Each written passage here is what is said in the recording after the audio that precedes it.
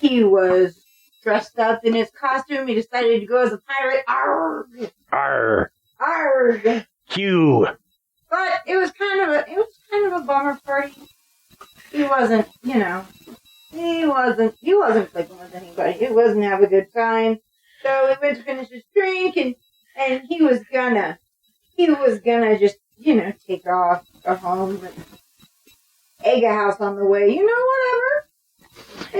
And he was getting ready. He was getting ready to walk out the door, and all of a sudden he heard a voice ask if he wanted to dance. Turning around, he saw a young woman, and she was dressed like Marilyn Monroe. She was looking good. Marilyn Monroe dancing with a pirate. You'd only see that on Halloween. Damn or right. Or with hard drugs. Maybe. As long as they were good drugs. All right. Of course, he turned around and he saw Marilyn Monroe, and so of course he wanted to dance with her.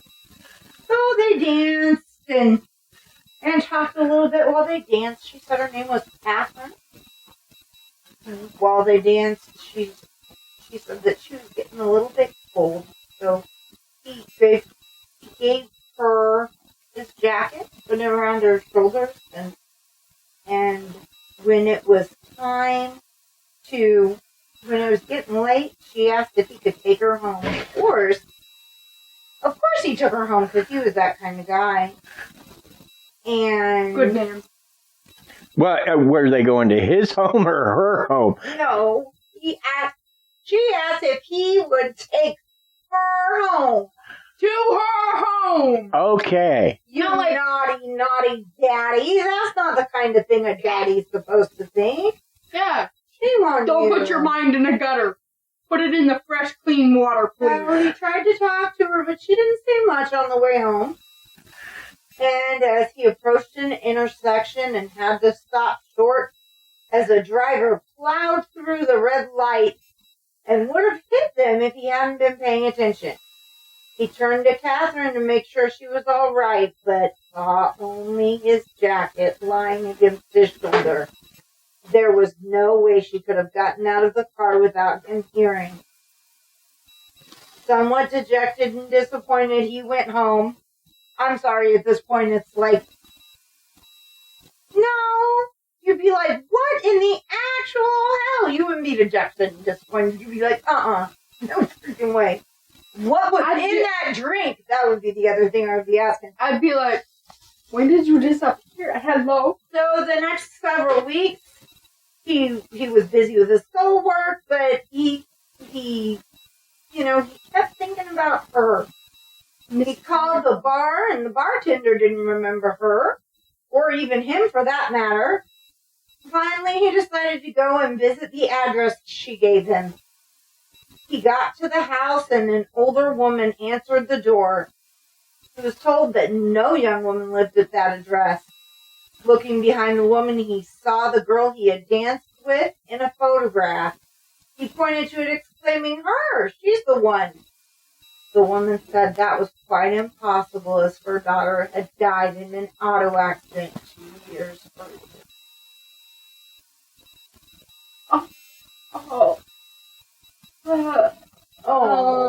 Krista, that one got her. She had never heard that story. I have. It's just hard not to. I know. So yeah, that one's been told and retold. That's an urban legend or a folk. It is. But it's always a good one and very Halloween-ish, very ghostly. Yes, it's delightfully Halloweeny. Yes. But you didn't like it, Krysta? I didn't like her that. The feels. I didn't like the fact that she was dead. That's it. It gave her the feels. Okay. I guess that was the whole point of it, though. He went on a dance with her, and she was dead. The whole. Pretty much. So, I gotta... Wait. Here's my thing. No, it's fine. Miss Verticus? Don't you dare. Don't you dare. I'm pretty sure she's in the same classroom as me, so don't do it. There's a Catherine in my class, actually. Cool. Does she spell it with a C or a K? Okay, this one was a C. This was a C. But it doesn't really matter. That's I think just. it was Catherine. I'm not sure. I'm not sure. I don't know. But it doesn't matter because in different stories she has different names. Yep, that's true.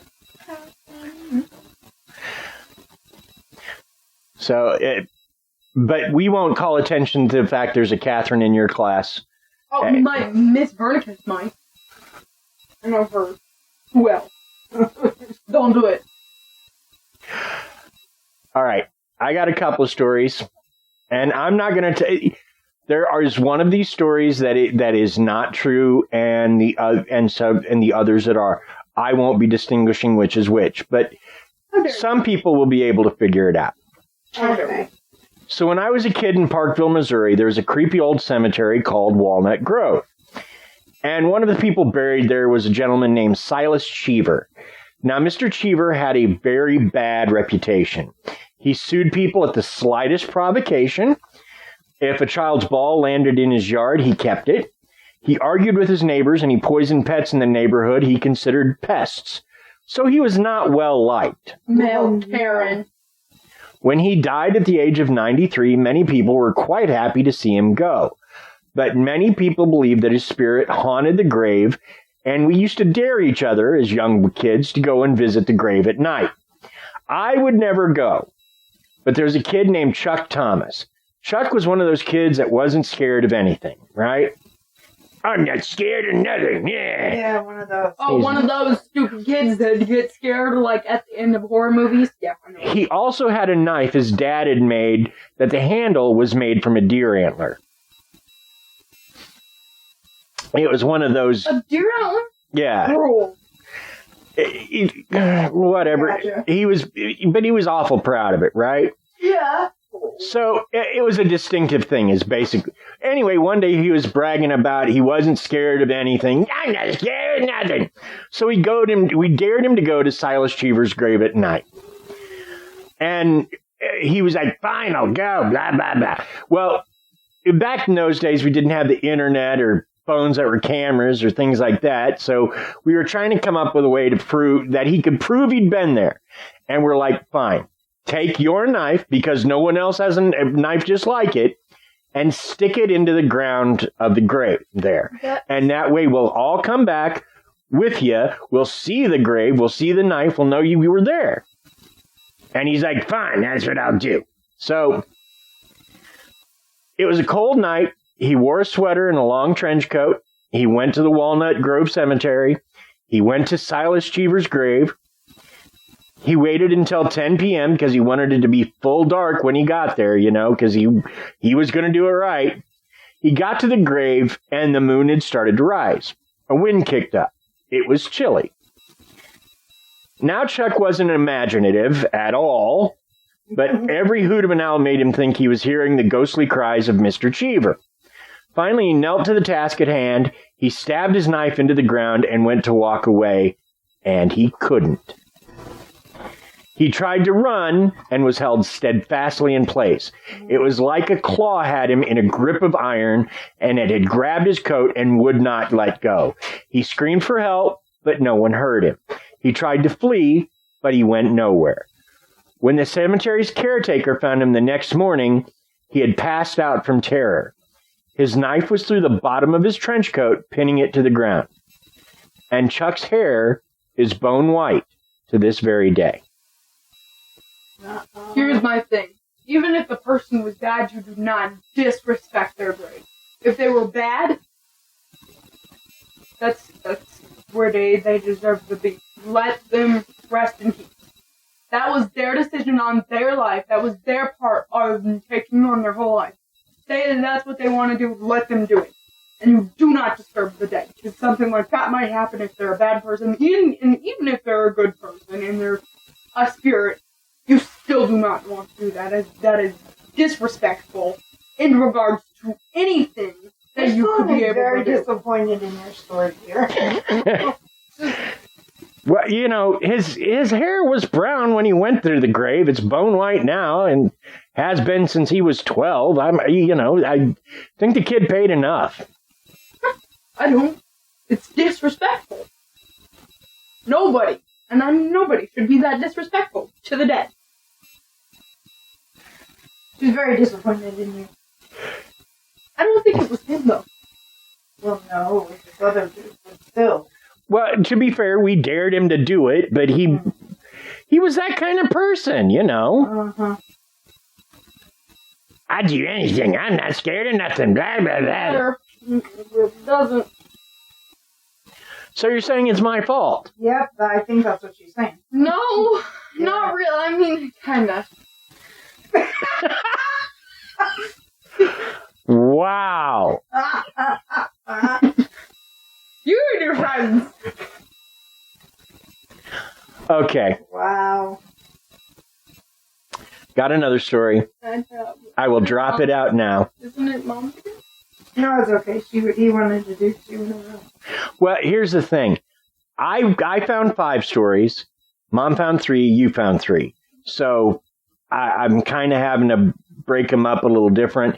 And I was thinking about breaking up yours, but then I couldn't have, put your music and stuff in front of it. And I kind of like you having your own little segment because... It's good, though. I like us all kind of taking turns talking, too. Yeah. I don't have any problems with that, actually. Brings us more talkative, and we don't pay too much attention to the electronics around us because of the internet.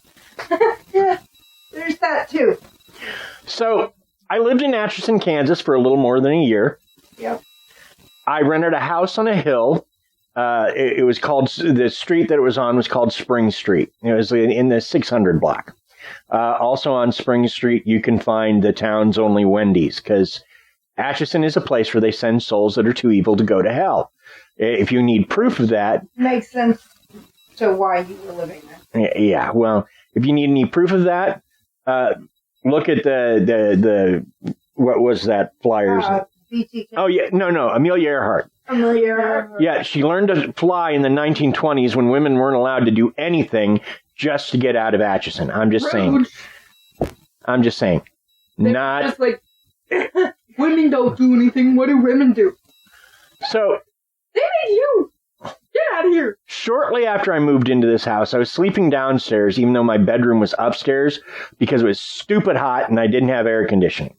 And as you know, heat rises. So Well, that's BS. I was sleeping in my front room. No, he really does rise. Oh my goodness. No. Go ahead. Leave it in the front room. Right.